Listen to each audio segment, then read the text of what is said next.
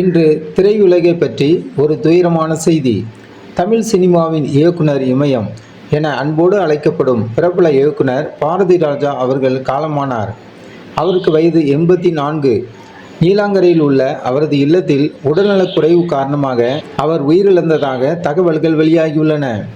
1977ஆம் ஆண்டு 16 வயதினிலே படத்தின் மூலம் தமிழ் சினிமாவுக்குள் நுழைந்த பாரதிராஜா அதன் பிறகு பல பிரம்மாண்டமான படைப்புகளை தந்து தமிழ் திரையுலகின் தவிர்க்க முடியாத சக்தியாக திகழ்ந்தவர்.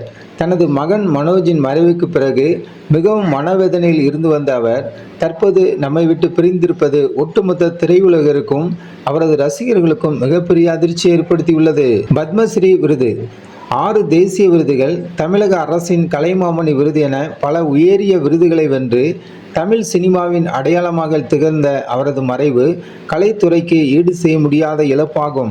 மறைந்த இயக்குனர் பாரதிராஜா அவர்களுக்கு திரையுலகினர் மற்றும் ரசிகர்கள் சமூக வலைத்தளங்களில் இரங்கல் தெரிவித்து வருகின்றனர். இயக்குனராக மட்டுமல்லாமல் சமீபத்தில் தனுஷின் திருச்சிற்றம்பலம் உள்ளிட்ட பல படங்களில் மிக சிறந்த குணச்சித்திர நடிகராகவும் இளைய தலைமுறையை கவர்ந்து வருகிறார்.